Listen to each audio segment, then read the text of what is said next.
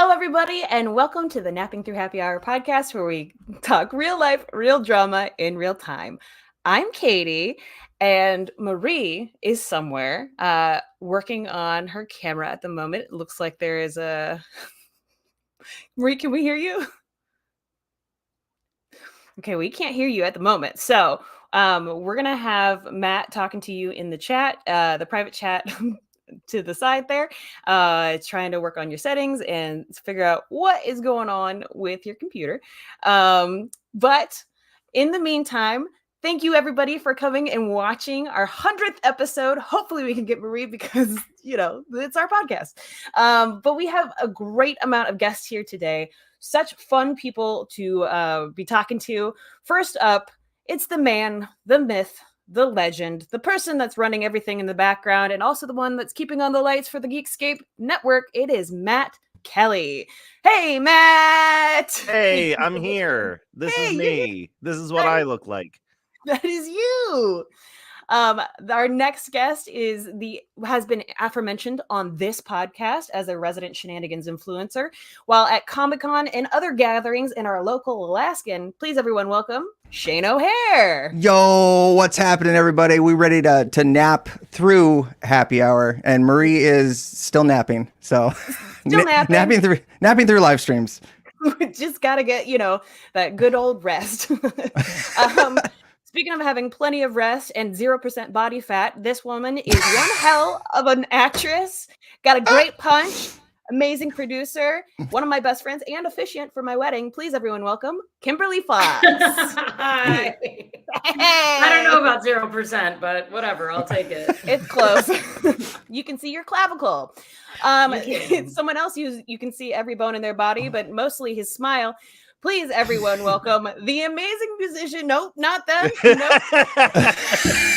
Nope, we don't have them either. Okay, Camera's still off on that. It's okay. We're gonna hold off on that. I've got two different. Oh wait, he's back. He's back.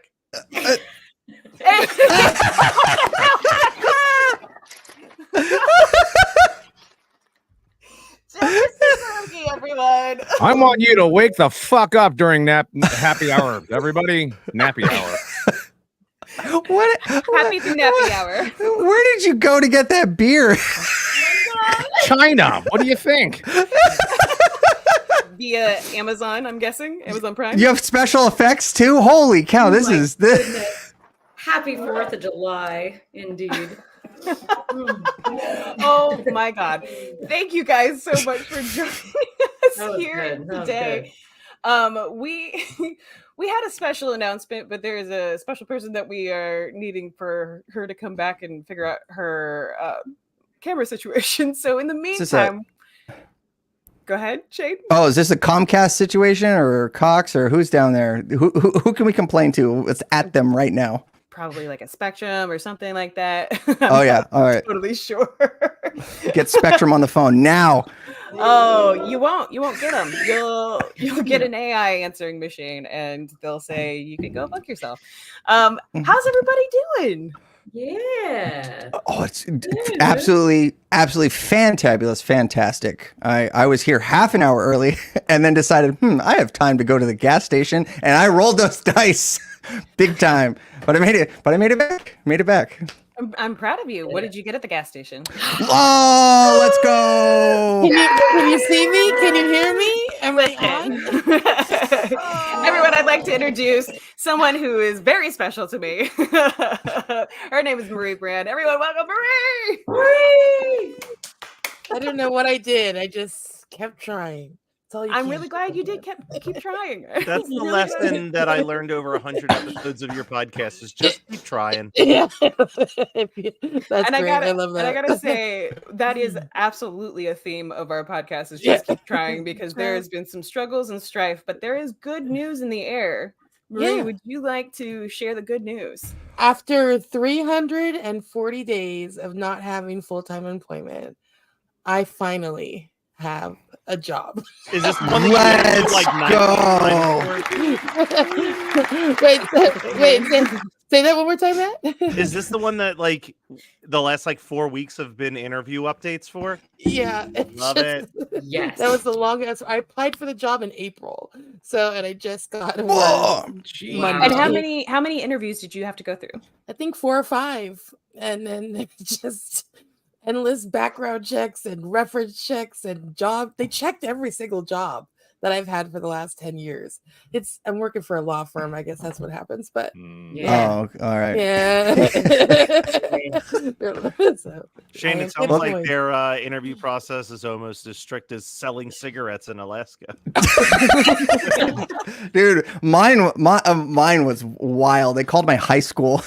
What? No way. Yeah. Oh my goodness. So to make sure you graduated? Yeah, and hey, guess who didn't have a high school diploma? Shut up. You. Did you lie about that? Yeah. Listen. I was like 2 credits short, and I just stopped going. And then like I had all these IT certifications, so I was doing like entry level, but like not like entry level IT like networking stuff. So I was like, fuck it, I don't need a high school diploma. And then I got into sales, and I did that for 15 years. And I applied for this job, and just only education on there, high school. And they were like, hey, we called your high school. You don't have a diploma. Do you have that? I'm like, oh no, I don't. And they're like, all right, we have to pull the job offer from you. And I was like, damn it. So I went out and got my GED in 2 weeks, 4 sessions. And then I emailed them like, hey, here's my GED. Keep me in mind. And then 2 weeks later, they're like, another position opened. Do you want it? I'm like, yes, let's go. So I love wild. That. I love that. I thought they were going to like Billy Madison you or something and be like, all right, you have 2 weeks to finish high school. It was starting in kindergarten. Yes, exactly. And let me tell you, like I graduated high school in 2007, and I took the GED last fall. Let me tell you, standards have dropped significantly. Significantly. I'm like, damn, okay. All right. I really found a way to game my way through college on things that I needed to take but didn't feel like I needed to take. So like I was required to do 12 credits of another language, which was, I got a liberal arts degree. So go figure. But I found a teacher who taught a 6-credit Spanish class. And as long as you showed up for the final, she promised she would give you a C. Wow. So I just took her class twice. I signed up. I asked the guidance counselor. I got my 12 credits. Can't speak a word. For math, I asked the guidance counselor. I was like, look, I have no intentions of being a mathematician. What are the easiest math credits I can do? So my 2 college math classes was my one class. The final was on Venn diagrams. The entire course. The entire course was Venn diagrams. And then the other class was that literally the teacher would just walk in, write 10 math terms on the chalkboard and just say, Google the definitions and send them to me. And then you can go home. And we did that for a semester, and I got a B. Oh my gosh! How bad are you at Googling? Yeah, not particularly. Seriously, not good enough. Apparently, I mean, he was still using Yahoo search. So yeah, I was asking Jeeves for answers, and he wasn't as helpful. I will say I'm a married guy, but if I had a dating profile right now, I think my sign off line would be, "Here's my GED. Keep me in mind."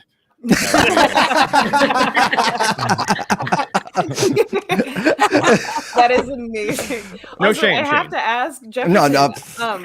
How many microphones do you have? In all? Just on your face and in front of you. Oh, well, this is actually so I can hear. Oh, okay. Yeah. Got it. Yeah. There's another one in this ear. There's another one in my armpit. No, it's just yeah. It was. I thought this was the one. If you break out into like a dance, like a Janet Jackson number, you could like go to the when stage. I start doing my like, Britney Spears stuff, Yes. and then it switches onto this one. Yeah. Okay, got it. Yeah. Oops, I did it again. Yeah. I also Man. love the hat on hat situation. Yeah. Johnny Two Hats over here.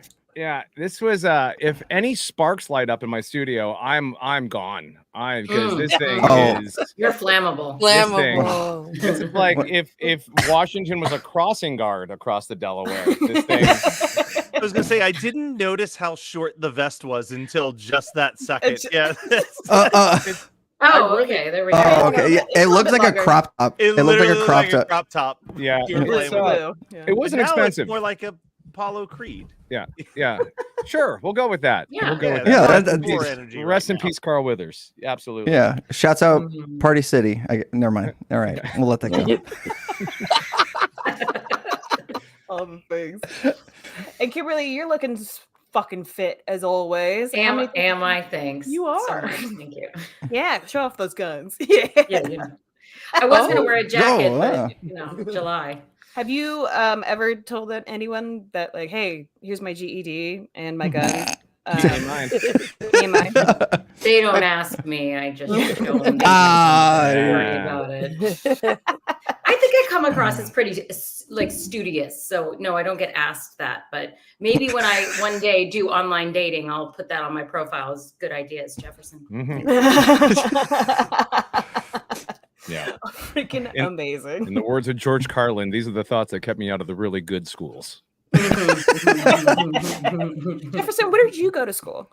University of Iowa in Iowa City. I'm from the suburb of Chicago originally.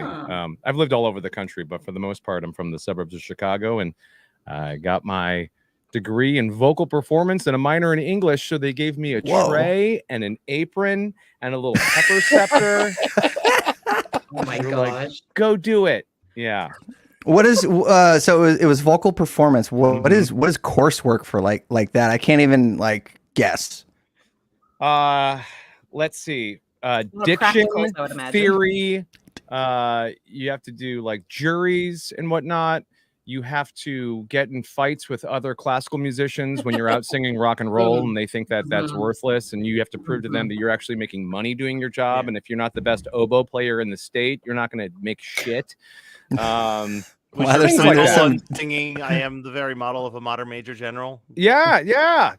Hey, look at you with your Gilbert and Sullivan knowledge up there. Yes, it's a real deep cut. Yeah. Super obscure. Yeah. So I have a question for you.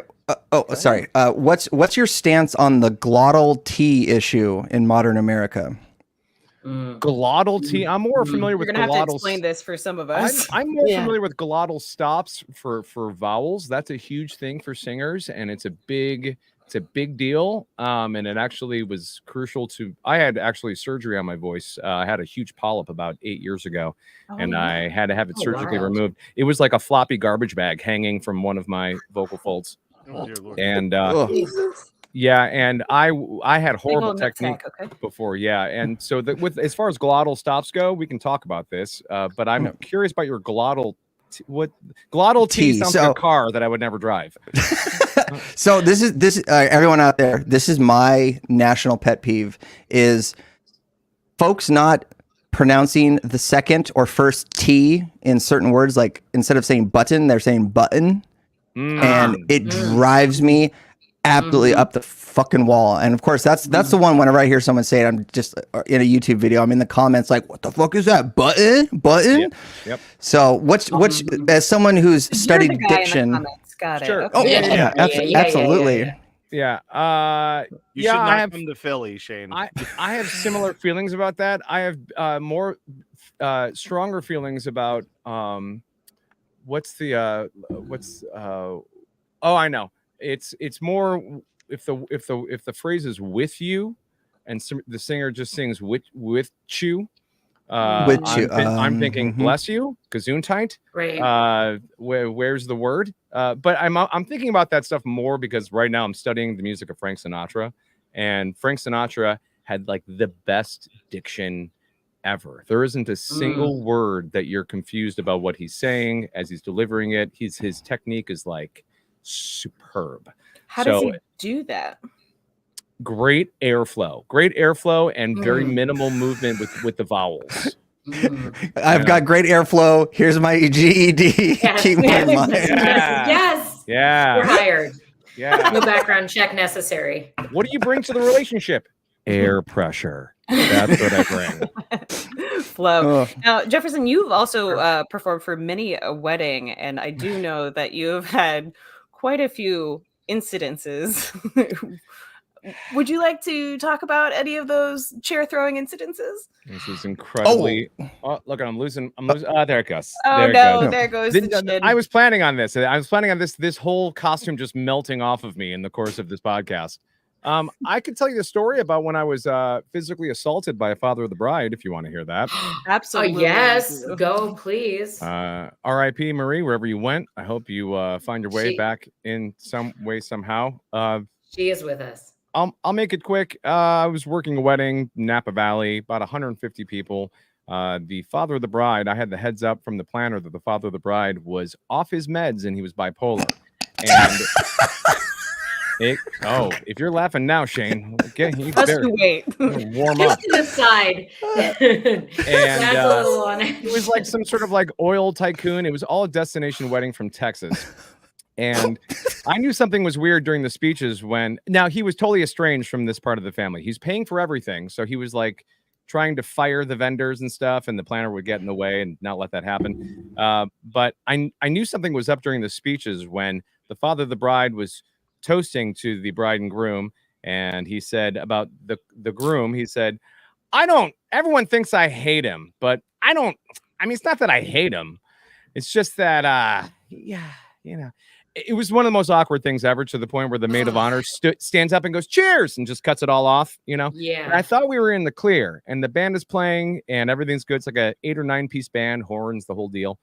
And I'll never forget this because I was singing, what's the R. Kelly song? Remix to Ignition. That's what I was singing. That's right. That's right. Takes you back to a time when that song was still allowed. And I'm singing a remix to Ignition, and I see this bull of a man just walking towards the stage fast. And I'm like, what is happening? He gets up on stage and he tries to take the mic from me. And I'm doing like a bullfighter thing where I'm like, no, dude, you're not getting the mic from me. And he's like reaching. And finally, I just cut the band off. I'm like, what is happening? And he turns around without the mic and goes, that's it. We're done. This is over. Everybody go home. This is done. And the bride and groom and all their friends are dancing in front of the stage. The bride says in a very sing-songy kind of voice that says, I've been dealing with this my entire life. She goes, come on, Dad, it's my wedding. We're having fun.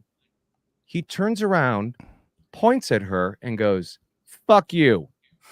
Fuck you. The bride. Fuck you. Fuck you. Fuck all of you. Fuck all of you. This is done. Go home. And he turns around and he points at me and goes, you're fired. The whole band's fired. Go home. There's like a half hour left of the gig. Sure. I look at the bride and groom and they are mortified. They are like stunned and embarrassed. And they're like, oh my God, everyone's silent. You can hear a pin drop. And he gets off the stage and walks away. And everyone looks at me. And so I grab the mic and I go, should we do one more song, everyone? Yeah. And everyone, yeah! And I point to the keyboard player and he starts playing Don't Stop Believin'. And I turn around and both the hands of the father of the bride are around my neck. He's back on Oh stage. my God. This is like a cartoon. Yes. Yeah, it's the most ridiculous story, and I love this. As soon as that happens, the groom and like 6 of his friends like pour onto the stage and peel this guy off of me as I'm like trying to get out of his grasp. They drag him to the back of the venue. They're holding him down. And at this point, the venue manager comes up to me and goes, just keep going. Just keep going. I'm like, keep going. Keep going. I just got assaulted. Keep going.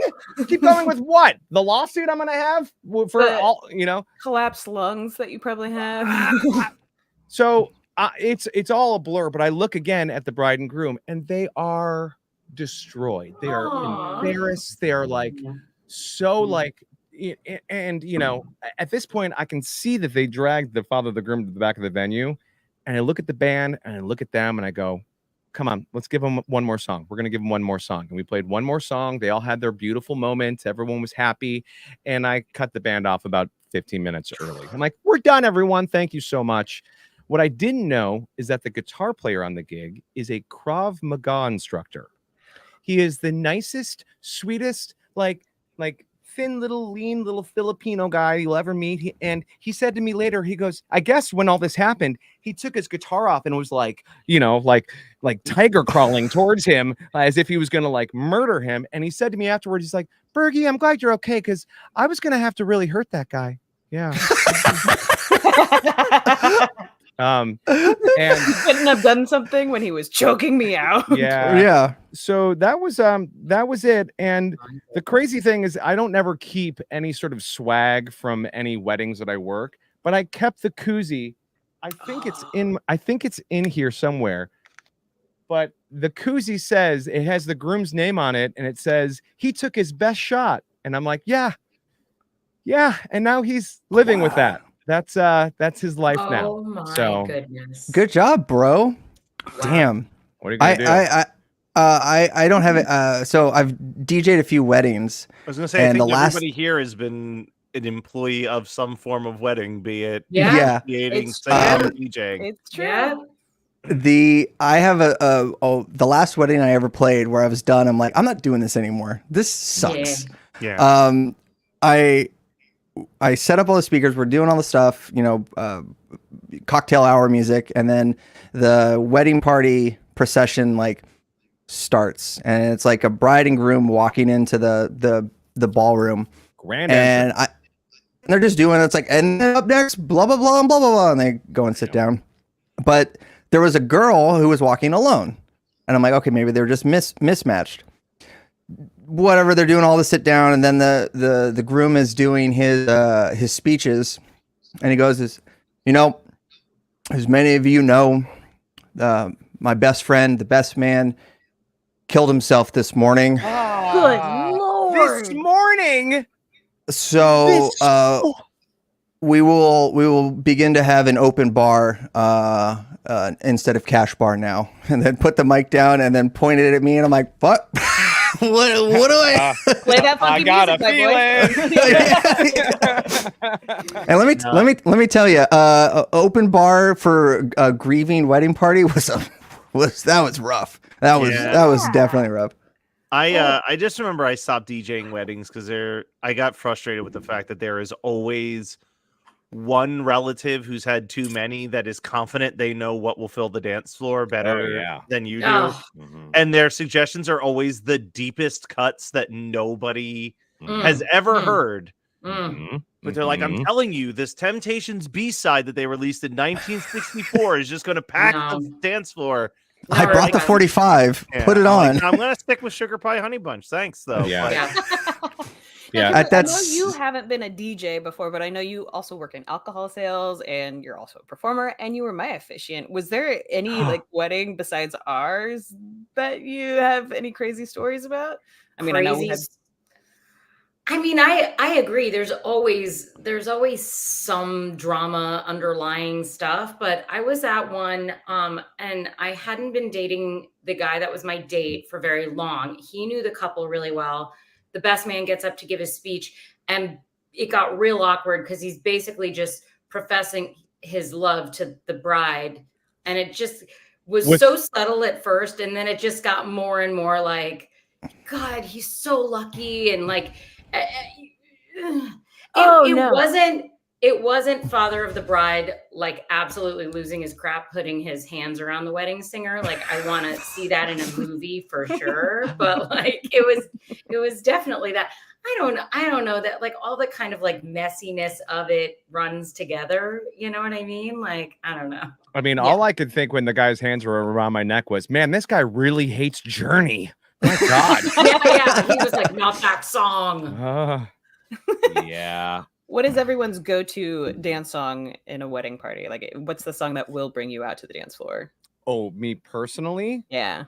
Probably Canned Heat by Jamiroquai. Okay. That'll do it. That's a good one. I'll hear the strings and I'm like, sorry, I'm ending this conversation. I need to go there now. So it's a bit of a cliche, and I literally was just telling someone this story like less than an hour ago.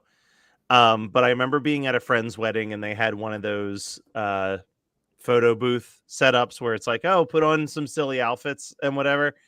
And they were just taking forever to decide like what they were doing for the photo. And then I just heard well, wait a minute. And I was like, I'll be back in 3 minutes. Shout is on, and I am going to take Yeah. Oh, I have so many stories to the dance floor. I have plenty of stories of just around that song. In fact, someday when I write my memoir about Confessions of a Wedding Singer, it'll probably be called A Little Bit Louder Now. Yeah. Wait, can you give us a taste of one of those stories? Like, what the hell happened with Shout? I just have so many ways of fucking with people during that song. Like, you know, because everyone knows it. Everyone knows it so well. So if you pull the rug underneath them, it's hilarious. You know, like during the part, we get everyone down low, a little bit softer now, a little bit softer now. I will do it for like 8 extra bars to the point where they're practically all like sitting on the floor. That's funny. And then I'll just go, thank you. Good night, everyone. Have a great one. Have a great one. Thank you. Good night. And like pretend the band will stop, you know, and then watch them all go like, what? And they're all on the ground and they can't get back up because I did that to them, you know, for 8 bars. Yeah, Yes. for like 8 extra bars, or, you know, because it is super played out and it's super kind of old fashioned at this point. I like to throw the bride and groom under the bus if they make terrible requests. Like, ladies and gentlemen, it is been the specific request from the bride and the groom to play this next song. It's Sweet Caroline. Here we go. Come on, sing. My Lord. Yeah. But during that song, when people are going hands, touching hands, I yell with consent, with consent, with consent. That's funny. All right, I'm gonna go full screen real quick because I want to show a photo of the first time I ever officiated a wedding, and it was this beautiful outdoor wedding, and it was also the wedding that I learned that I have to step away when they have their first. Oh yeah! Oh my God, yeah. In the back. That's amazing. How is it? It'd be great if you had like a thirsty look on your face too, just like. Gosh. That's great. Oh. I've You never are the forgotten salt and since. the pepper on that first kiss. You are just like all up in there. Yeah, no. Ever since I've made a very definitive step to the side, to be absolutely sure. How many weddings have you conducted? 9. I want to say, Dang. and I got like 3 more on the horizon. Oh wow, this year?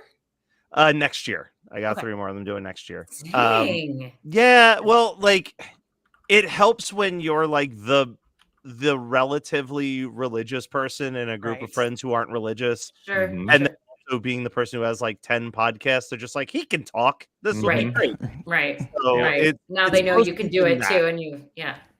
The That's real wild. struggle is when I eventually get married, finding someone who will be as good as myself to officiate. We'll with do me. it. Jefferson and I will tag team it. You I'm got a ordained. duo. 2. Oh, wait, 3 of us. 3 of us will do it. I'm ordained. I got my GED. I got good air pressure. This is going to be. I've done one wedding, and that was probably letting that couple marry was probably one of the biggest mistakes in my life. Oh I'm wow. ordained and I have a bachelor's degree, so Yeah. you know, throw me in for a guest star or something. There you go. Just give me a couple of lines.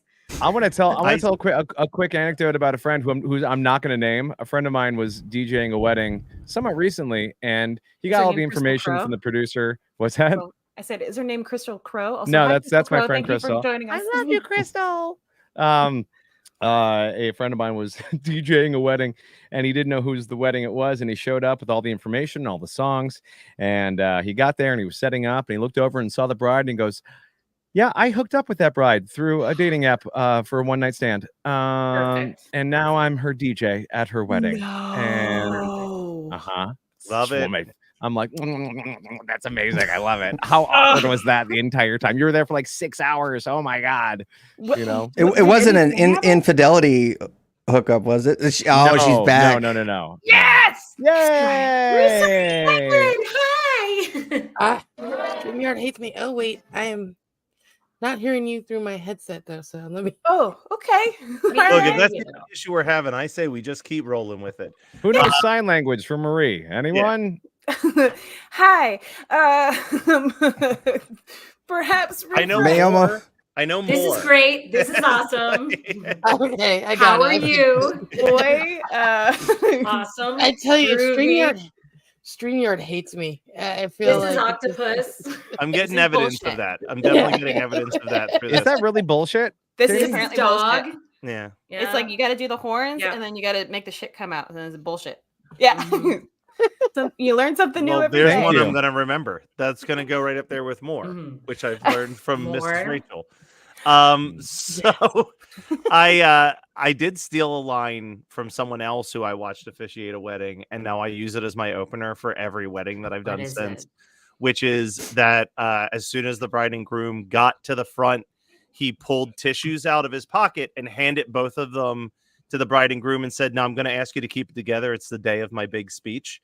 I was like, love it. Sets the mood perfectly. Like, gets a good laugh right out the Perfect. gate, and then like gets Perfect. serious. That's I Because amazing. that's legitimately, like- I didn't think I was gonna cry at my wedding. I was like, oh Yeah. yeah, no, I'm excited or whatever. But like as soon as I hit like walking down the floor and I saw Mark at the end, I just like full Everybody on. was crying. Everybody was laughing and hooting and hollering like it was the biggest party since spring break, like 97.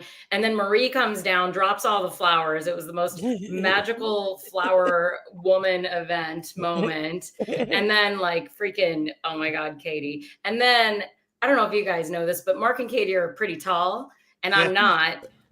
So I'm standing there not wearing heels at this point, and I just looked up to them and I was like, wow, you guys are really tall. And then Mark, we had preset a little stool. So Mark goes around the banister, grabs the stool, presets it, and I step up on the stool to conduct the wedding ceremony. I love a wedding with bits. Yeah, no, you gotta have some bits. There were I mean, so Gotta many have bits in our predictable wedding. bits are great.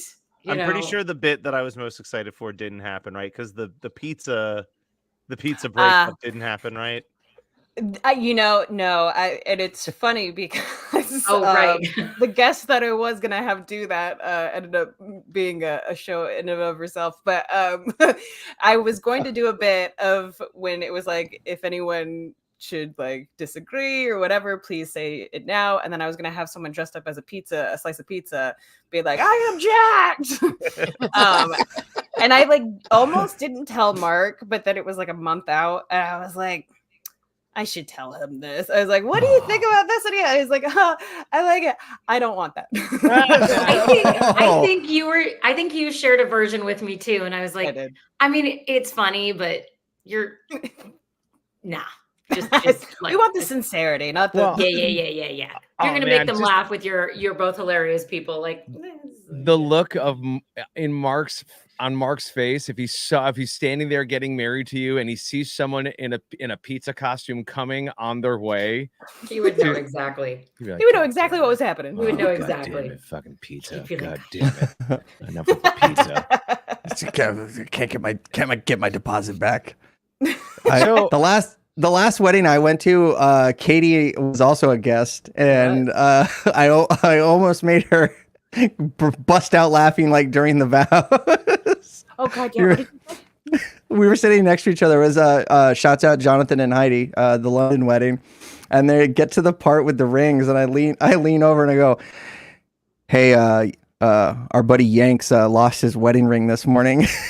Oh, that's right. That's right. And so it was another person that was attending the wedding, and another friend of the podcast, friend of the Geekscape Network, good old Yanks.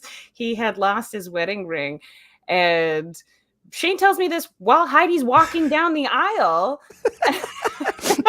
And like everybody's just like so solemn, and like she was very gorgeous. Like there's this sort of like fairy and the forest theme type thing. It was beautiful.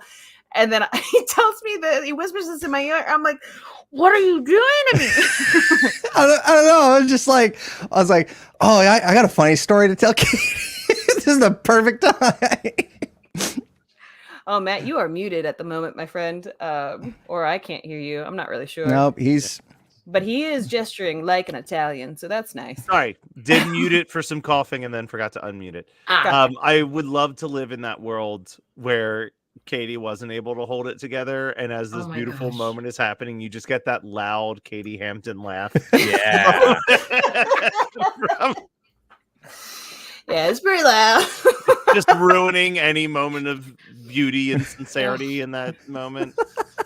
The whole room turns the stare. I love being with that person. There's I went to college with a actor named Mike Cassidy, and he's actually doing stuff in LA. I wouldn't be surprised if any of you actually ran into Cassidy at some point. And he has this great laugh. And we were at some sort of theater school production of like new plays that that students were writing. And this is a true story. And someone wrote a musical called In Sarajevo. Yeah. Picture that as a musical, okay? Okay.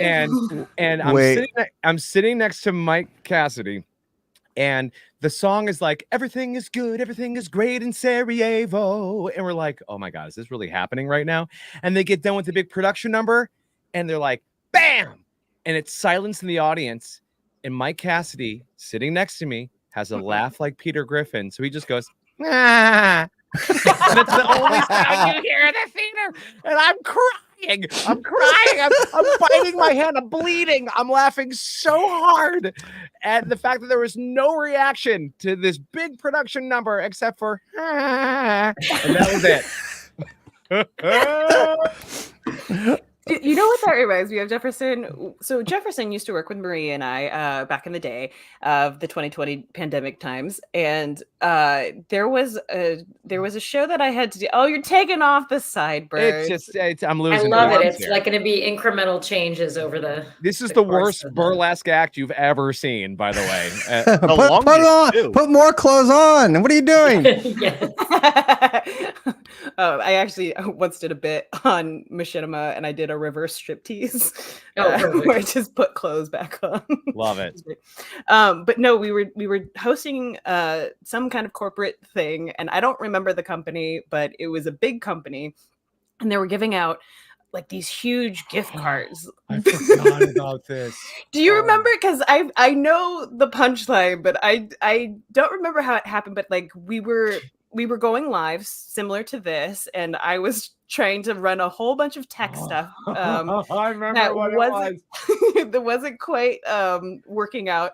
And I would roll like a raffle thing, and then it would pull somebody into my stream, and then I'd be like, "Hey, congratulations! You just won this or whatever." And I was spinning the wheel. Thousands of people were like in this thing. Yeah. And it pulls this one kid in for like what industry was the company in? I'm dying to know what kind of tech. Yeah. Tech. Okay. Just tech. Okay. Yeah. Okay. And this kid comes in. I was like, "Congratulations, so and so! You just won $100. You know what you're gonna use it for?" And he's like, "I'm gonna buy a new mattress because my mattress has bed bugs." Like, we were all the hosts were watching like from like an audit link where we could like see and react. We're like screaming. We're like, this guy just told the entire company that he has bed bugs on broadcast. Like, and the fact that he also like didn't have enough money to buy his own new mattress because they need to readjust his pay scale. That's Katie, I forgot about that. God, that was funny. I remember just going completely white, like, "Oh, great! Congratulations! Let's go to the next raffle prize." Yeah, all right. Yeah. Oh my god! I love corporate cringe. My previous job was working for a company called Convergent, and they do building automation. So I was selling building automation, so like fire, sprinkler, and shit. And every year they would have their like sales team meeting. And I wasn't quite on the sales team. Long story. I quit there for a reason. But the first year they went to Vegas for the sales team, and they recorded it and put it on the company website.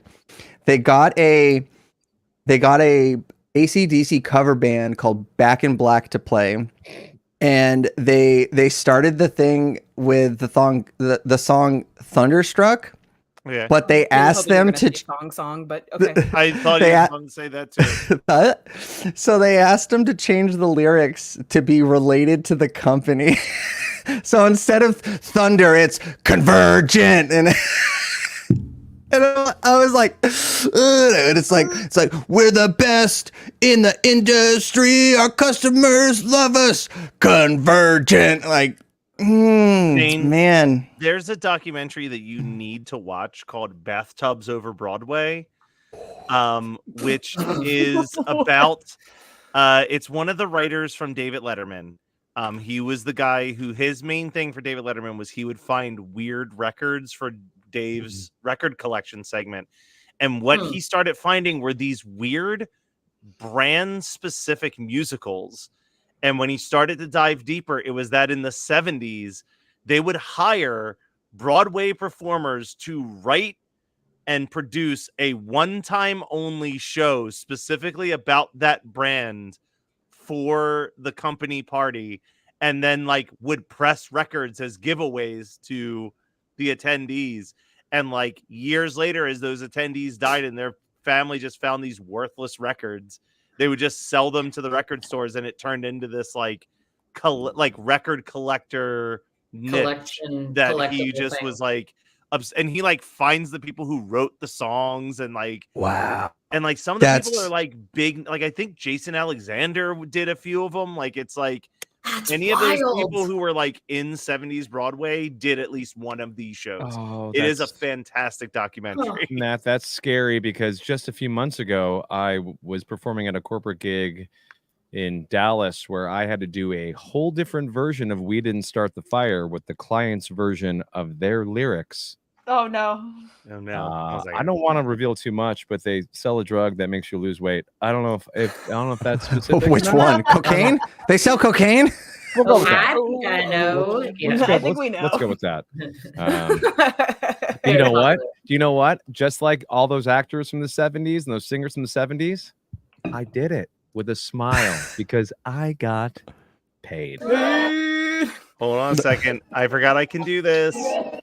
I'm in charge. Oh, that was work. Oh, give me a song. Just trying to get to.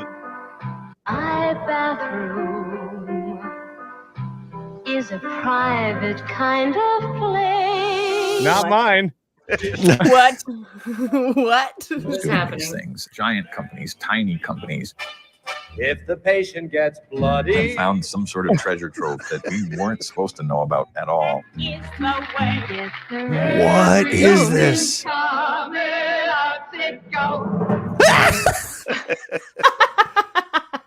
I love That's it. incredible. All right, now, I'm Jefferson, watching that. you're also like you're really good at making like creative new songs, things from like very popular songs. What is one of your best hits that you've had so far? As far as novelty stuff that I've done, well, I haven't released any novelty stuff that much, but back when I was doing my, I write songs for a storytelling show about sex called Body Storytelling. You should look it up. It's a fantastic show. Dixie De La Torre takes it on the road, and I've been one of her songwriters for going on 9 years. And so I've written probably 50 different unique songs that I've performed on the show about, I mean, name a sexual anything, and I probably have a song that I've written about it.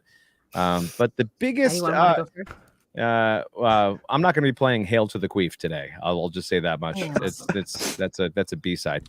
I will be saying that the one that gets the most reaction is a friend of mine had a dream. And I said to him once, I'm like, that's a really weird dream. I'm going to write a song about that someday. And he said he forgot about it. And then I convinced him to come to a Body Storytelling show. And when it was time to perform the song, I called him from the audience and I sat him on a chair. And I proceeded to play a song called Brian Dean's Reoccurring Dream, which is a song about him having not one, but 2 dicks on his hips. And I set it to Hall & Oates' Your Kiss Is On My List. Yep. I have 2 dicks. They're on my hips. I have 2 dicks. 2 dicks. Yes. That's probably the best of them all. I approve of this. I'm surprised I'm glad you survived. Thank you. That's As somebody who goes on stage and is in sales, I hate being singled out. So I would. Oh, she's back. Let's go.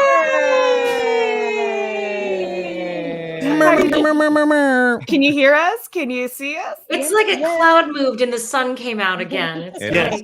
You get the same level of reaction every time you come back. I'm on my phone now, so I'm hoping that I'm just going to ignore my computer and hope that my phone For some is reason, StreamYard does not like your computer. You're like that child that keeps running away from home, and you're like, you don't even care that I'm here. I'm leaving. Get the reaction when you come back. We missed you. The prodigal child. I'm Has returned. So while you were away, we talked about Jefferson's song "Two Dicks on My Hips." It's a ballad. Yeah. Love that. Like a filthy Weird Al. He's like, no, 100%. Jefferson is absolutely a filthy Weird Al. You can go on my Spotify and find a song called "Wipe Your Dick on the Drapes" Part 1. I'm following right the fuck now. I'm waiting. Let's for go. Part 2, and then I'll check it out. Part 2 is about a clown sex orgy that happened in the Fairmont Hotel in San Francisco. It's a true story. I had all of the clowns actually tell me the story, and that's how I wrote it. But I've not recorded it because the clowns wouldn't like that. Okay, good to know. That's horror porn for you. That's definitely horror porn for you. Yeah. I DJ'd an orgy once. Shut up. How'd it smell? Absolutely fucking atrocious. And you know what? That you thought that you think like, oh, that's just got to be a joke. No. Like I was told, like, hey, can you come play some industrial music for like a fetish convention? I'm like, sure, why not? And they had stations all around for like, oh, sit here and get whipped, sit here and fucking get wax poured on you and all this shit. And I was like, oh, that's cool. I'm 22. Fuck it, YOLO, let's do it. And then it just turned to a lot of people fucking, and a lot of them were quite a bit older than me, and so it was just like head down, look at the mixer, just fucking KM FDM, like just on repeat, collect the check and go. It's what you have to look forward to, Shane, when you're older. You know what? I hope not. Like, having smelly sex in an old piano store isn't. Piano store. Yeah. There's a lot of stories. Well, I have a lot of stories of the A Street Event Hall. They demolished it because of the human trafficking and the drugs, but it's all right. Good reasons. Good reasons. Very good reasons. Right. Speaking of events, like I know, Kimberly, you work a ton. Speaking of orgies, I do. None of these events. I mean, like sometimes I complain about work being like wild, but it's not like that. Are you a planner, Kimberly? No, I'm an event manager, and I mostly work like it's an experiential marketing company that I work with, and we do events all across the U.S. I'm going to see Marie in San Francisco in August for Outside Lands. Ooh. I'm going to find you. My hours are usually crazy, but so we do these massive builds for liquor brands, so wine, beer, spirits. So I'm traveling next week. I'm going to New York and Vegas for 2 different clients, and then I'll be in San Francisco, and I'll be in Aspen. And then, whenever things pop up, or sometimes they're last minute events, sometimes they're gigantic events, like something like Outside Lands, thousands of people. Other times it's just like small, curated, high profile, or like guest list only events, stuff like that. So have you been at Outside Lands before? I have. It's my favorite. It's a great festival. You're San Francisco also, Jefferson, right? I'm in Oakland, but I'm from Chicago, so I used to do Lollapalooza every year for a long time. And when I moved out here, the first thing I did was I went to Outside Lands, and I looked around, and the first thing I thought was, oh my God, the food here is amazing. This is not normal festival food. This is incredible. And the second thing I realized was, I'm the ugliest person here. Holy cow. I am so ugly. Where am I? Everyone's beautiful here.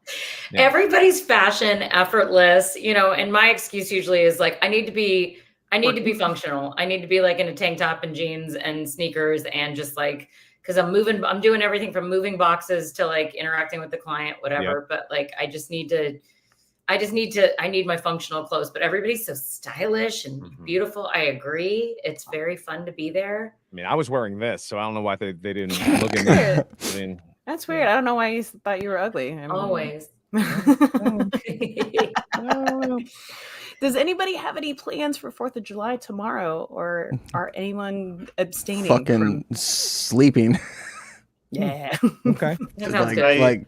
Like straight up. I've had enough for. Actually, we might record an episode of the podcast, but Josh is going to be at Anime Expo, so it's just going to be Logan and I. So shouts out anime, I guess. And Dynamic Resolutions. Oh yeah, my show. The Dynamic Resolution, a video game show. Follow us on Instagram at Dynamic Resolution Show, formerly Geekscape Games, and yeah, that's it. So shouts out. All right, good night, everyone. Bye bye. Bye-bye.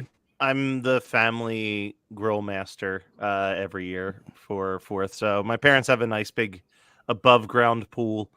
So I usually show up and do that. It was supposed to be a small gathering, but on Sunday was a 45th wedding anniversary for my aunt and uncle, where my dad drank too much and then invited the whole party to our house. Your dad. So suddenly what was supposed to be just like immediate family has been extended family. So that there's going to be a lot of food, I think, is what it's going to come down to. But my parents' pool, this is like my favorite part about doing 4th of July at their house, honestly, is from the pool you can still see the fireworks, so you can just like keep swimming. Sick, man. Nice. Damn. And I don't really give too much of a crap about fireworks, but it's a little bit better when you're in a pool. That's the dream. Yeah. Damn. I remember San Diego Comic-Con last year. Matt Kelly almost punched me. I've never seen him just get balled up in rage because I was sitting in bed and he was standing over me, and Derek was over there and we're trying to figure out what to do. And he's like, Shane, what are we doing? Like, what do you want to do? And I don't know, my brain shut off. I just went, I hungry. And he got beet red and he's like, I'm gonna fucking punch you. Because like the thing that no one understands about me at San Diego Comic-Con is like when it comes time for dinner, I have gone a whole day with no food. I'm super jet lagged. Like all I want to do is eat and go to bed. And like people fighting over what we're gonna do and a non-constructive comment like that, I remember I just like lost it. That was it for you. You were the father of the bride. I think First World Problem Award goes to. Yeah. I'm aware. And no one's forcing me to wake up and stay at the booth all day long. I just don't like people enough to wander. So that's the better option for me. So you guys are all going to be at Comic-Con, San Diego Comic-Con this year, yes? Yeah. Yes. Myself, Marie, Shane, and Matt. So it's going to be a good time. Not Jefferson. I'm so sorry. But you can come down next year, maybe. Yeah. I mean, you can come down this year. We could sneak you in. It's pretty easy. I'm hosting my first San Diego Comic-Con panel. I'm not allowed to give too many details yet, but that's very exciting. That's exciting. That's amazing. One of the podcasts was selected to do a live episode. So we're doing a live episode of one of my many shows. Do you have a time slot yet? Noon in the library is as much as I am allowed to say on Thursday. Okay, I was gonna say like there's gonna be about 5 noons. There's gonna be 5 noons, but five Thursday noon library. I think I'm not allowed to say much more than that until 10 days before the convention.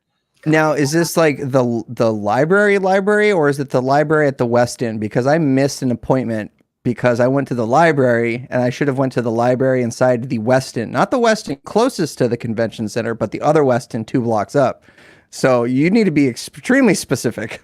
They sent me a detailed email that I will go over and make sure that I post in full when I'm allowed to post about it. Interesting. Okay. Comic-Con. Ladies, what are you doing for 4th of July? Kimberly, do you know what you're doing? I'm going to go over to my friend's house and hang out with my nephews in the pool and just chill and watch.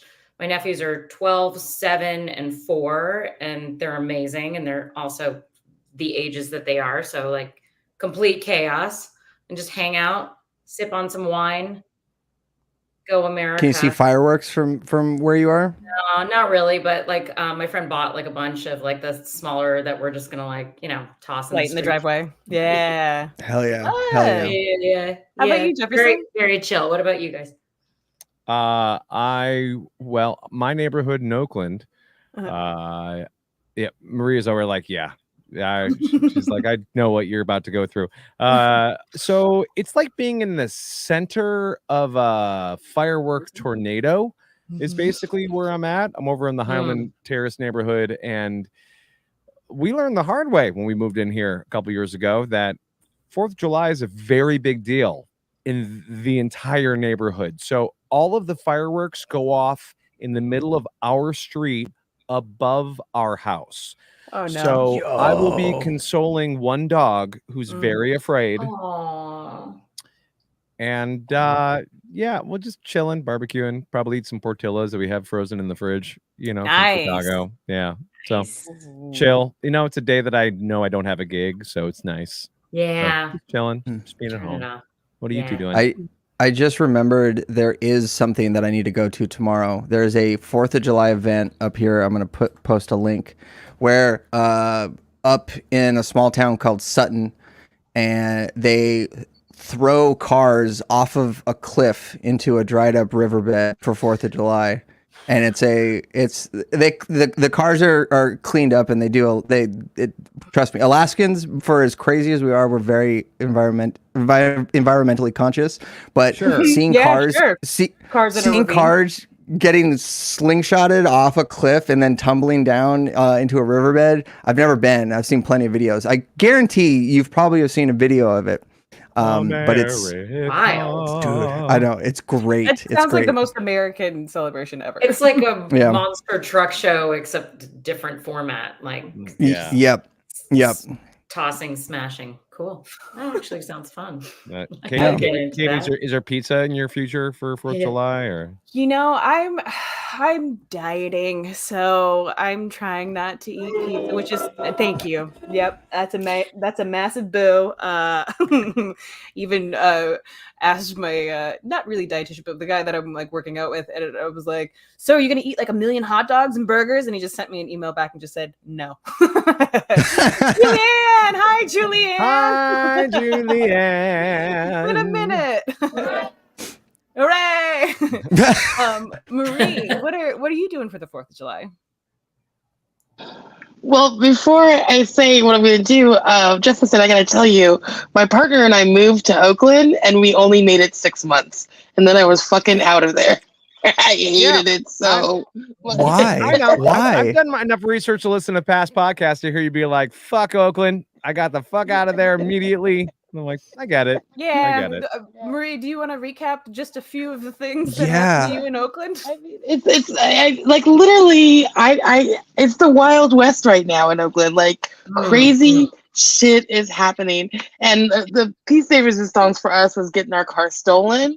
And then we were able to recover it, but they had, of course, crashed it. And so no car for us after that. So it was just like, I lived in one of the nicest areas, actually, and they're still like shooting on the streets, like openly.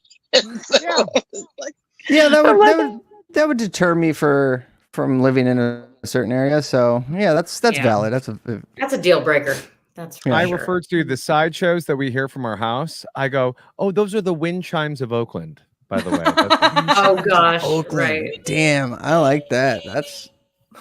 That's like, can you smell the burnt rubber? And the big like loud thud when they actually crash. The one thing about Oakland is it does have really good food. There's amazing food in Oakland. Like if I could order it across the bridge, I would do that, because some of my favorite places are in Oakland. But it's like one of those things, you go, you pick it up, and you hightail it out of there. Yeah. Yeah. No, I hear you. Freaking amazing. So one of the things that we have on this podcast is we talk about like stuff that's going on in our lives at the moment, and then at the very end we usually talk about advice that we have for the listener, and so on and so forth. We wanted to pose the question to all of you: do you have any advice that was either given to you or something that you have given that was the worst advice of your life? Ooh. That's a good question. I without getting too much into a sealed federal court situation, any advice that I received from a drug dealer friend of mine. Oh, God. That was 22, 23. That was a rough year. Is he saying, hey, Bitcoin? No, he's in federal jail for like the next 19 years. So luckily I just got probation, so shouts out. Congratulations. Yeah. So proud of you, Shane. Yeah. Back that up with your GED and smoke it. I do sell cigarettes, so there you go. I'm batting 1,000. Mm-hmm. Fantastic. I think the worst advice I ever got was just take 2 and see what happens. I see what happens. Yo, let me tell you, somebody took more than 2 and they died. So you can always turn it up. You can't turn it down. I think the worst advice. I'm trying to think about this logistically. The worst advice was a boss move to LA. Yeah, well, that was pretty drastic too. But no, a boss at the last job I had.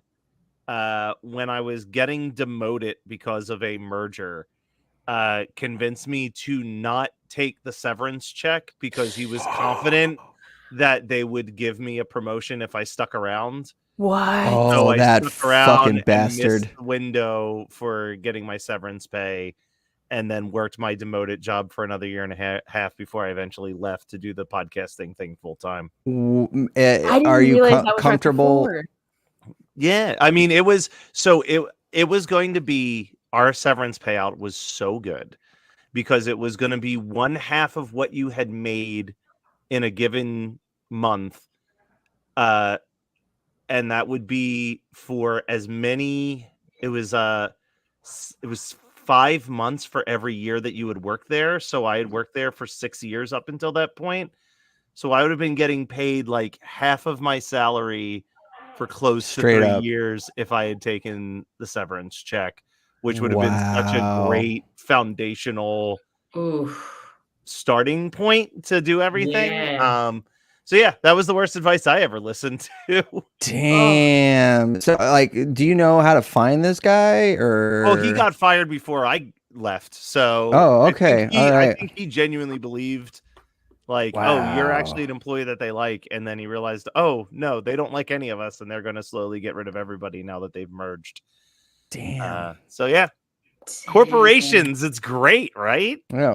Fuck that guy. Yay, capitalism. Julianne asked in the comments, and you didn't hurt him? Julianne, he seems like he's a man of God. I don't think he is. I think pugilism is his MO. Yeah. But I do love the aggression coming out of you, Julianne. We got to see more of that. Kimberly, do you have any idea, or are you still thinking? I'm still thinking. Like, when you were saying to think about that, I'm like, definitely some really bad acting coach advice, but who didn't get that? I mean, definitely a lot of that. Maybe some bad relationship advice, but like, those are kind of easy and generic. I don't know. You guys go. Maybe I'll think of something. Maria, you were the one that posed the question, and I thought it was an excellent question. I just had to parrot it because I don't have an answer at this moment. So I'm going to vamp until you say something. No, I mean, my mom always used to tell me to get back with my exes. Like, no matter how horrible they were. What the fuck? All of them? Not all of them, but like it would be just like a race. One of them was racist, and my mom was like, "Well, they probably don't need all those things." And I'm like, "No." So there's my mom. I think she wanted me, her old childless child, to just get on with it. So she pushed me towards anybody who was willing to take me out. So yeah, I think that's That's They my probably mother. thought that was loving you. Like just like go for it. Give it. Come on. Yeah, you just give it another Try shot. it. You never know what's gonna happen. Yeah, like I an do arranged have to marriage. know where in the how long was the relationship with the racist, and how long before they brought out the racism? It was very short, but it was. I probably shouldn't tell you. Okay, The order of cutting it off. That's You fine. have our attention. Yeah, It was really like I Don't should have You have been the out. floor. let the video cut out now. I guess the hit should have been their mom. Their mom was pretty Ooh. openly racist, so I think that was more of like you if the mom is, the kid's probably not far behind. So yeah, longer than I should have been. Not long, but longer than I should have been. Oh, that sucks so much. I guess Did- maybe the worst advice I didn't take was actually, well, I mean, not overall worse. It's just the one I'm thinking of right now. But I got into a car accident where a drunk driver hit and totaled my car that I had just fixed the engine for. And she flipped her car and then got arrested and then proceeded to try to sue me. Oh, as you do. After she Why ran a were red you in my light. way? Yeah, exactly. And my dad, I was like, I'm freaking out. Like, I don't know what to do. And he's like, you should represent yourself. Oh boy. And I have several family lawyers. Like, I got an uncle, I got some cousins that are all lawyers, and they're like, what? No, don't do that. So, like, every single one of them were like, why would you do that? And my dad was like, because it's so cut and dry. It's so cut and dry. I was like, yeah, that's what Ted Bundy thought too. Yeah. Yo, Kate, how bad could it have gone? It's not like there's an old adage about a person whoever who with has a lawyer for as themselves has a fool for a lawyer. Yeah. Yeah, 100%. I really want to meet your dad. I've heard some interesting like anecdotes about him. Yeah. Can we bring him to Comic-Con? Oh, don't say that.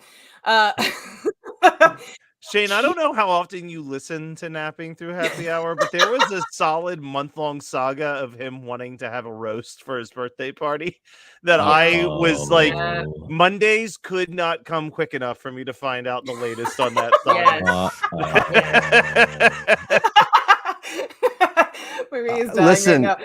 Yeah, no. I like characters, so. And he is definitely a character. And here's the thing: TNT.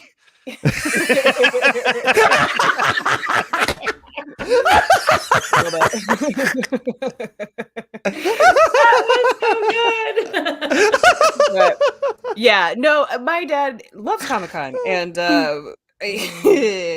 he would 100% be there, but I have unfortunately kicked him out of his own home in San Diego so that we could take it over for friends to have free housing for the weekend. Yep. And I'm bringing the speakers and the turntables, so house party.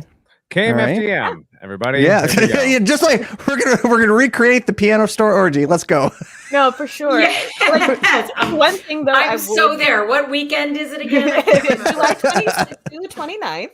And if you could just do me the one favor, Shane, of sending me your GED accreditations, then I'll see if we can have you at the house party. Absolutely. Do you guys see this? Upsetting. That's brutal. Oh. That is brutal. Yo. In 2005. It would have been the musicology tour. Oh no! My goodness, Tide fan 1994. My guy. My gal, my bro, what the fuck? Yeah. My person. That's awful. I the worst thing I ever I think did was to my sister, and we went to, it was my first concert ever. We went to see Boys to Men live. Nice. And I have very sensitive hearing, which is hilarious for my laugh. Right. But yeah. But in the middle, like, she's really loud for having bad ears. And she went to such a rager concert like Boys to Men. Oh yeah, no, totally. Did you have to wear headphones? No, I asked for all of us to leave. Oh, okay. What the fuck? I know, and we did. It's awful. They So haven't even played Motown Philly yet. We can't They leave. didn't. So awful. Yeah. No, Shame. I feel horrible for it. So not quite that same level, but I have this vivid memory of when I was a small child. I had to have been like 4 or 5 years old because I was going to like pre-K or kindergarten. And there was a song that they would sing in kindergarten that scared the absolute bejesus out of me, which was, of course, the "I'm Being Swallowed by a Boa Constrictor" song. What you didn't like it very much, huh? No, did not like it very what? much. It was a Peter, Paul, and Mary song from like It's a Shel Silverstein poem. yeah, based on one of his poems. Hated it. It freaked me out. So, like, also in that group of songs that they would sing was obviously "Take Me Out to the Ball Game." Like, they were just like teaching us these songs. So I remember my dad taking me to my first baseball game. And as soon as I heard them play "Take Me Out to the Ball Game," like Pavlov's dog, I was like, oh no, the boa constrictor must be coming up soon. And I was like, Dad, we gotta go. And like, we gotta go. The third inning of the game, I made him take me home because I was so afraid that they were gonna play this boa constrictor song. Listen, So I've never heard of this song, and I just looked it up, and apparently Johnny Cash did a cover of it at some point. It was a wildly popular song. Does it still give you the same sort of agita inside? Not really. To hear that song? Good. I'm really glad to hear that. Just for no reason whatsoever, other than maybe there might be something coming up. But Kimberly, is there any like bad advice that like you have that you could think of? You know, darn, I'm coming up dry right now with the bad advice. This well-adjusted life you've lived. I'm jealous. You're right. No, here's one. I'm going to lay this on you. Just move in with him and figure out if you're compatible after that. Oh, no. My advice to myself 3 times over 3. Oh, many wow. years. Man. Guess what? It didn't work out. You know, it's also like it feels like that sometimes there's lessons that we have to learn over and over and That's over true. again. Hey man, and I'm still Sally Sunshine, and I'm positive about it, and I'm even more hilarious. So thank you for that life learning. Do you have a standout incident or story from one of those just find out moments of your life?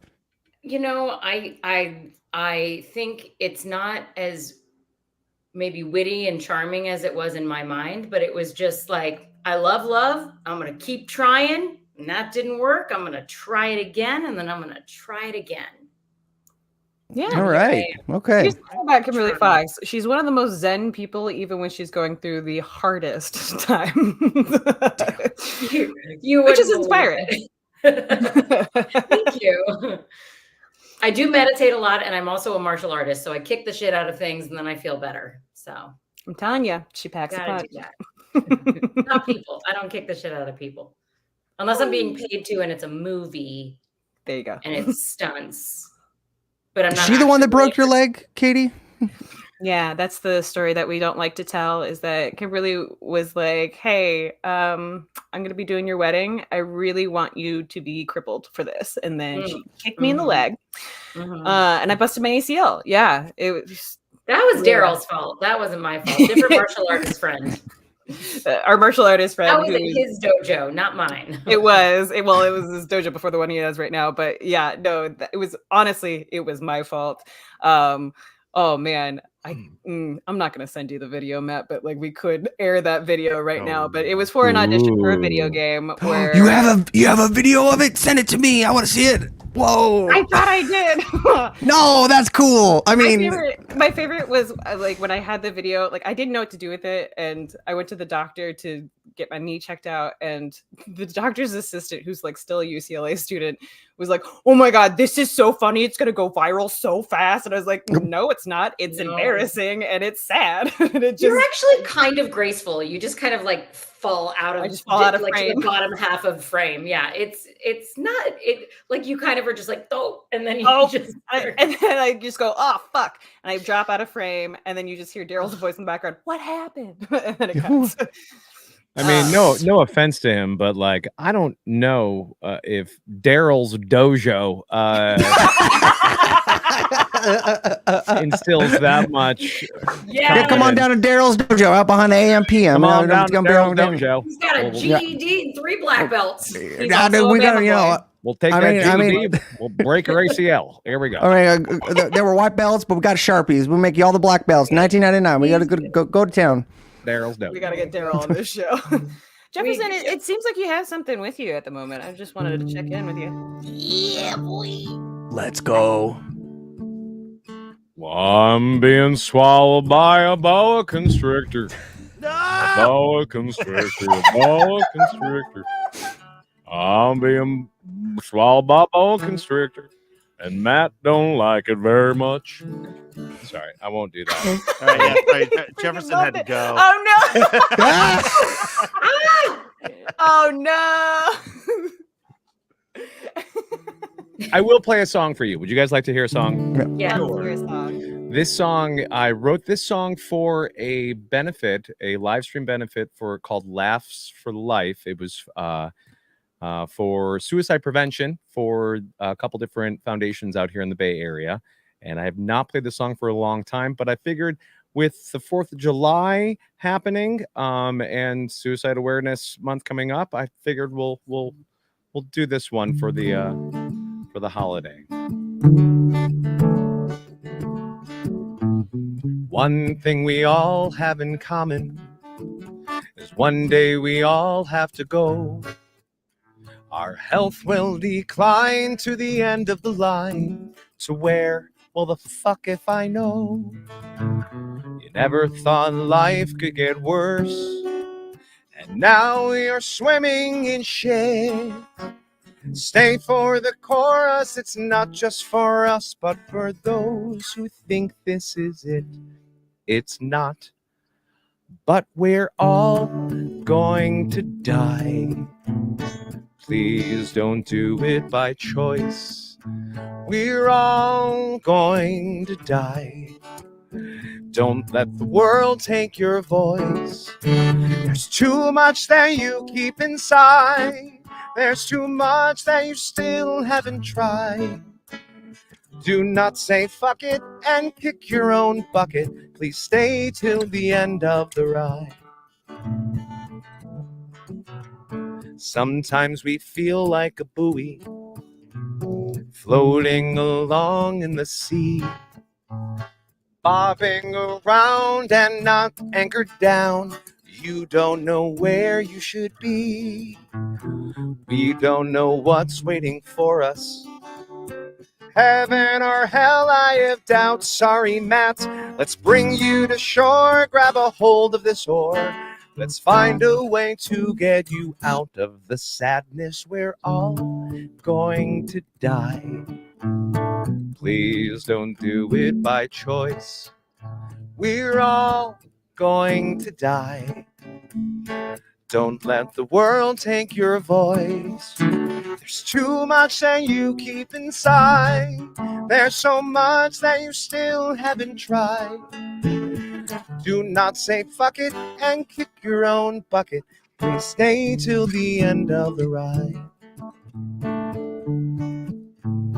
Maybe your family sucks.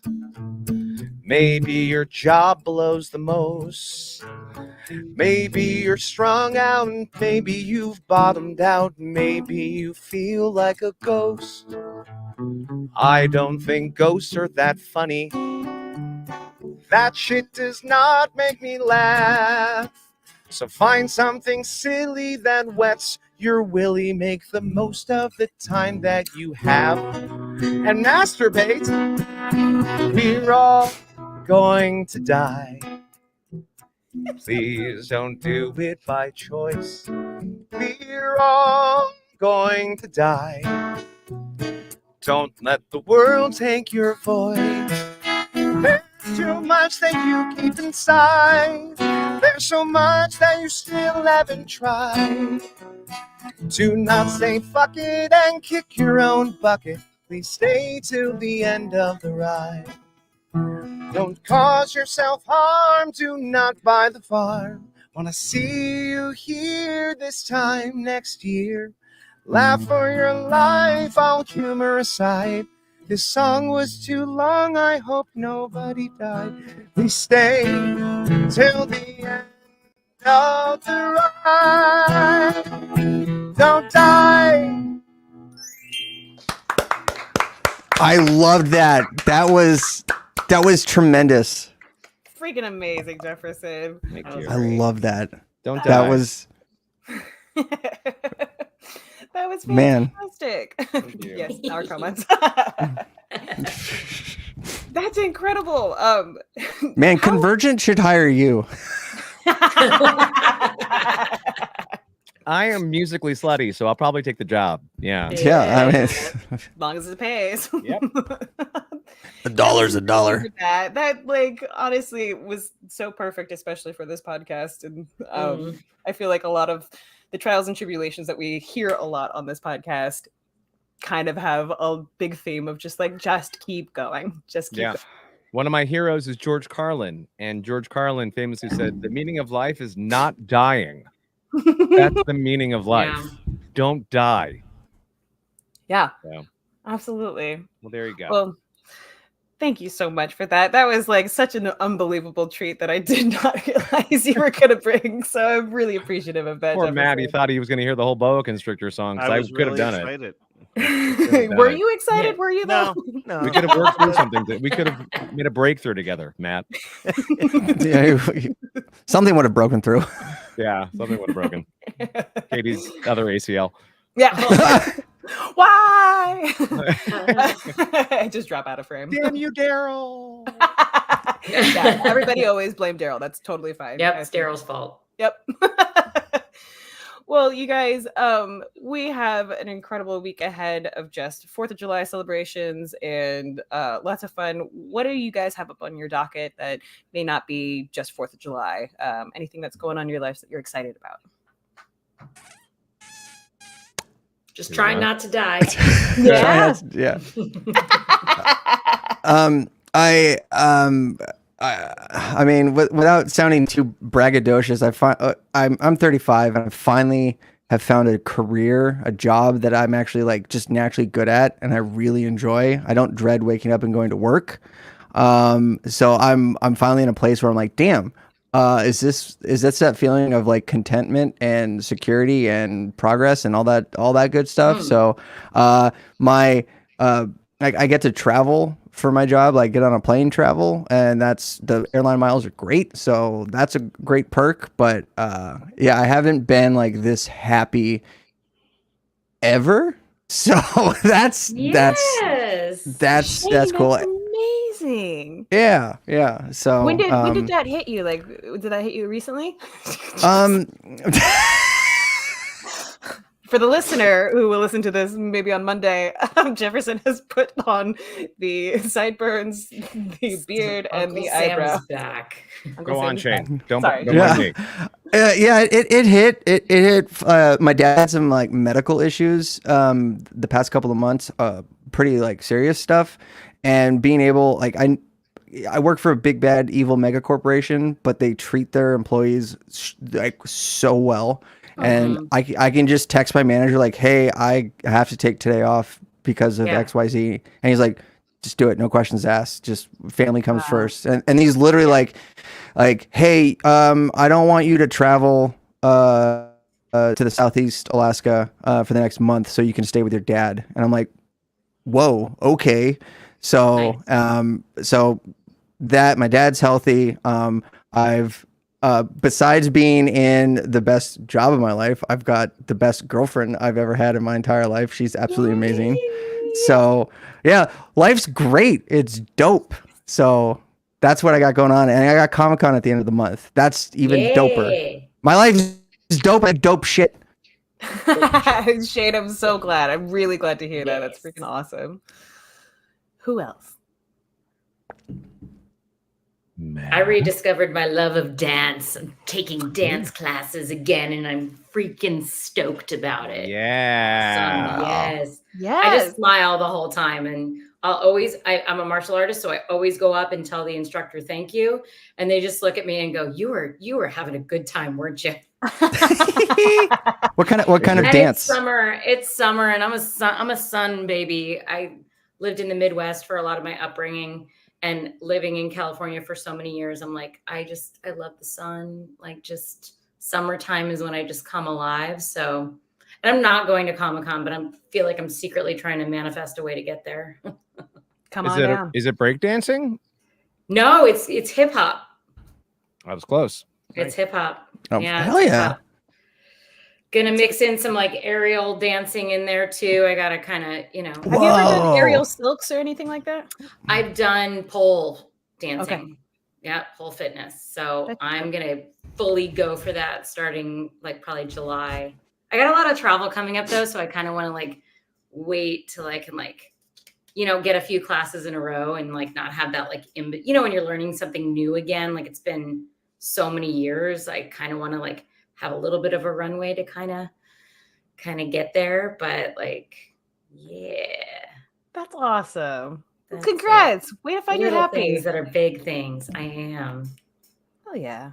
Matt or Jefferson? What do you guys got coming up? All right. I have prepared a list. Yeah. I mean, obviously Shane talked about Comic-Con. That's pretty big. Mine is like things that have just recently happened and then like things that may happen. But like something that recently happened was my girlfriend moved in with her 3 kids. So I went from a single living person to a home of 5, which has been a real change. But who broke something in there? Like it's, it's one of those things where I have been so weirdly open and vocal to like never wanting kids, never having an interest in kids, any of that. But like, you'd be a great dad. Yeah. But then you like meet this person where it's just like, oh, they just get me in ways that no other human has gotten me. And while like this is a really terrifying change that I have never mentally prepared for, it has been bizarrely easy because I think we're so like united as a front on this so far. Like we were talking about the other day, next month is our 1-year anniversary and we have 0 memories of having like a disagreement or a fight or an argument or anything so far, which like hopefully I'm not jinxing it by putting that out. Yeah, now you got a goal, man. But it is just like this weird, just like this is working out and this is good and we listen to each other, which is communication is key, is a big thing that everyone will tell you. And then just with the podcasting stuff, like I don't know, I say this every year, but I just feel like there's something rumbling that like the big moment is going to come at any second. So we'll see. I mean, today I discovered that apparently 4 years ago Vanity Fair wrote an article about one of my shows. I didn't know that until today. Christmas 365 was listed on their list of 6 Christmas podcasts you should listen to this season. Yeah, that's great. And I highly agree. I absolutely agree. But I was like, Matt, how the hell did I not know this for 4 years? Like, Matt, I just want to say this is huge that you admitted that you are in a relationship live on air in the podcast, because I've been trying to get you on to talk about this forever, and you've been you set your boundaries, and I was very proud about that. But like the fact that you also told everyone that you moved in with her, that's fantastic. I'm so proud of you, dude. Yeah, I had to relocate. That's why I'm in the basement now. Relocated the entire studio set up in the basement so that her kids could have what used to be my studio area. We redid that into a full 3-bedroom. So that's amazing. That's very cool. That's awesome. I think the kids like it here. Okay. They'll tell you if they don't. I was away for a week and her soon-to-be 2-year-old just kept grabbing pictures of me and yelling Matt and walking around the house looking for me. So I feel like that's a good sign. No. Oh, be still. Well, at least she didn't grab your photo and be like, Greg. Fucking Greg every time.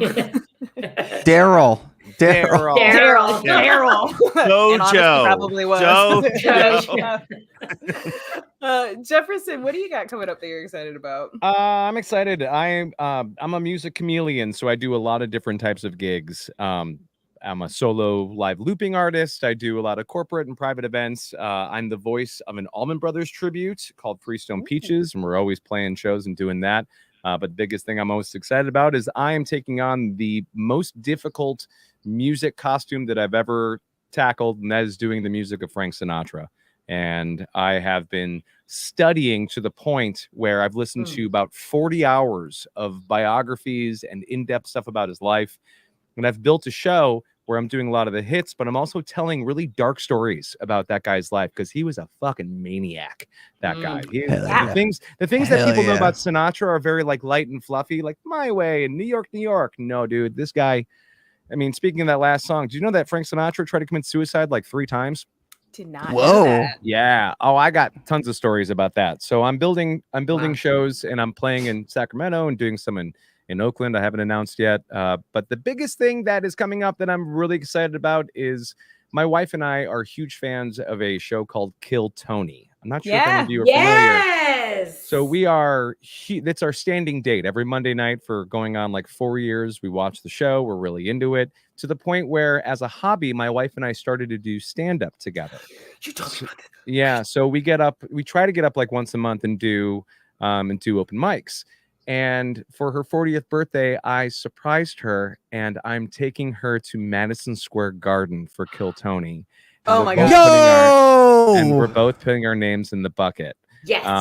I actually hired 3 different comedians from the show to do cameos that I built into a video. And then I sat her actually right here in front of this computer and showed her the video while recording her with QuickTime, and made a smash cut of the 2 of us. I'll send it to you if you want to see it. It's private. But we're going to go and we're going to test our fate and put our names in the bucket and see if we get called up to do a minute in Madison Square Garden. Jefferson, question. You said doing stand-up together. Like, do you guys it's like... No, it's not like a George Burns Gracie thing, which would be great. I was not sure. Either way, it's cool. I just wanted to understand. But it's fun because for me being a musician and her with her, creative work and what she does professionally, there's nothing riding on it. Like, we get to write jokes. We try them out for each other. We get up on stage and do them. And if they work, great. If they don't, it's not the end of the world. We laugh at each other when we bomb too. So, it's a really cool thing. I feel very fortunate for her, and so fingers crossed. We'll see. That's awesome. You're gonna have to come back on the show and tell us more about that. Well, I'll tell you this much, Katie. If they pull me out of the bucket, it's Madison Square Garden. So the first thing I'm going to say is, "Oh my God, I've done acid over there. I candy flipped over there. I did key bumps down there. This is like being at home. This is amazing." Fantastic. Oh man, I can't wait to hear about that. And then please let us know when those shows are for the Frank Sinatra stuff, because we'd love to let everybody know where they can see you. Absolutely. Ring a ding ding. Ring a ding ding. Marie, what do you got coming up that you're excited for aside from your new job? Honestly, well, what's great is I'm not starting till the 29th. So I get to just have a whole bunch of time off. I have to unfortunately give my 2 weeks notice at the other place. So I will be just chilling. And I haven't been able to do that. Well, the thing is, I've chilled a lot while I've been working, but not this kind of chilling where it's like, oh, wait, there's a check coming for sure. So the 29th, I'm hanging out. And of course, I'm going to Comic-Con, and I'm still like kind of recovering from Pride. Pride was a big weekend over here. Oh, I'm so tired, but yeah. So I'm hanging Did you have fun though? Did you guys have fun? I had a lot of fun. The thing about being though in the industry and like being people who throw parties and my partner's a DJ and things like that, you end up working a lot of things, and so it's a different kind of tired. And I really got my own partying. I only got about 2 hours of partying, but that was good enough for me after everything I'd done all weekend. So but I had so much fun celebrating with other people and watching people kind of like have the experiences I first had when I first came out to San Francisco, and really saw what Pride was all about in San Francisco, because it's a different beast, and it's a big deal out here. So just resting up from that. Yeah. You should have Jefferson write you a resignation song that he can play for you. That's a great idea. I do have a song that destroys Mike Huckabee for being a bigot.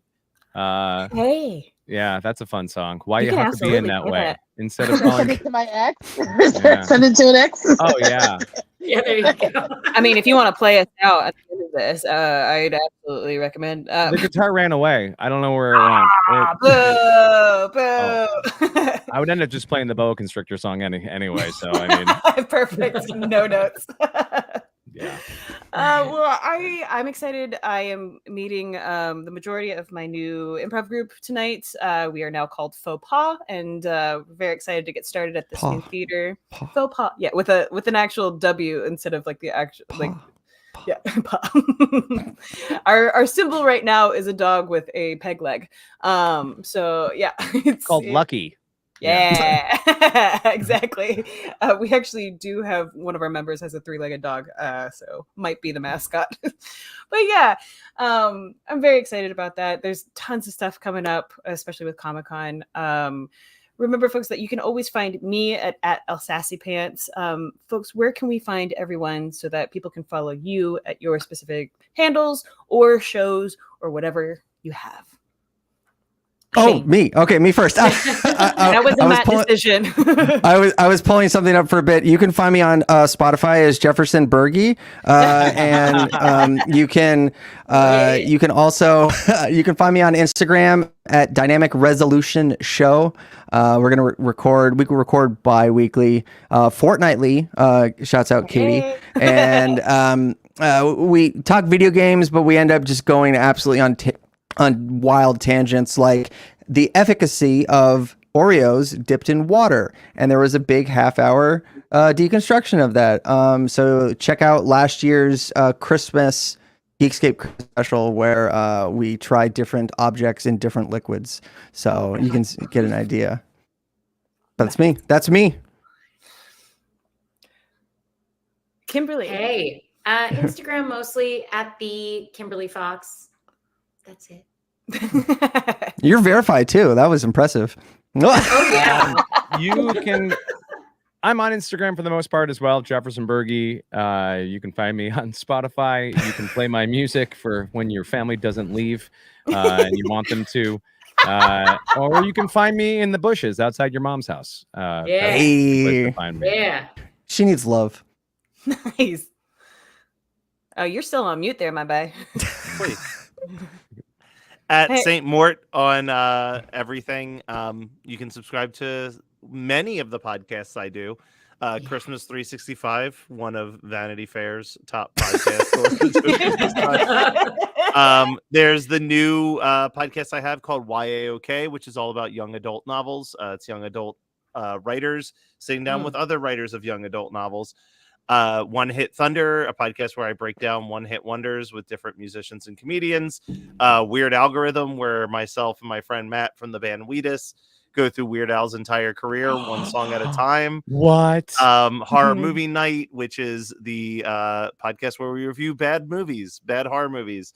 And on a slight pause, but we'll be returning in August, White People Problems, which is my podcast recapping episodes of The OC. My god. So my god. There's all those. And subscribe if you're watching this, subscribe to the YouTube channel Geekscape TV. There's always top 10 lists, there's holiday live streams, all types of different things that we do. So hang out there. There's like 4 of your podcasts I really want to be on now, Matt. Because I may have shot you a Facebook friend request knowing Please. that there might be a misconnection here. I have a holiday music fetish, first of all. I could talk about it for hours. Weird Al was one of the first cassettes I ever bought with my own money.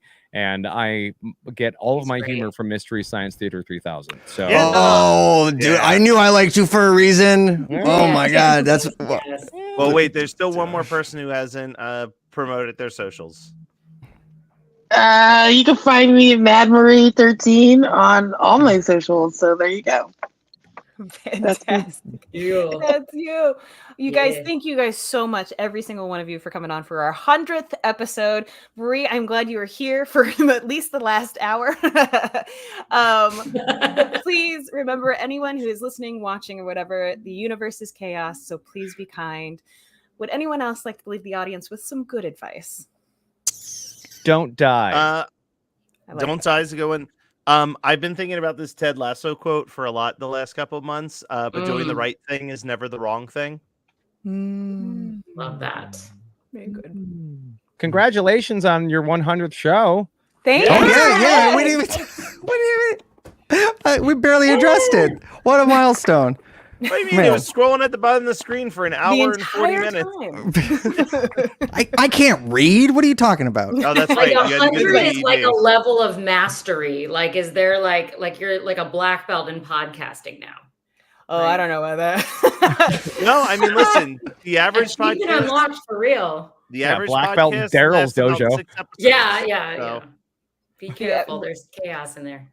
Matt, say that one more time. Sorry. The average podcast lasts about 6 episodes before I people didn't give up. know. So, Woo Got the- woo. Yeah. Most podcasts have the shelf life of nachos. That's good to know. Yeah. I love giving the description whenever anyone asks what our podcast is about. I'm like, we go by the white male model of podcasting and just talk until something happens. Hey, it works. boy, does it. Marie, is there any advice you want to give the people? Just simple, actually. Whoa. There we go. My favorite. Prosecco comes straight from the bottle, tastes best. Just drink it straight from the bottle. Straight to the dome. Yes. I love it. It's for the 100th. Congrats. Yes. Anybody else like to give some last minute advice? Don't smoke. Yeah, Stay in don't- the right lane if Yeah. you're not passing. Yes, absolutely. Pets make your life last longer. I like that. Yes, it's so true. All And right, tune y'all. in next week for Napping Through Happy Hour. That's right. Tune in next week. We'll be doing something and talking about something. Thank you guys so much once again for joining us. And Matt, thank you so much for running this. And if you're still watching out there, thanks for watching. We'll see you next time. Happy 4th! Bye. Happy 4th.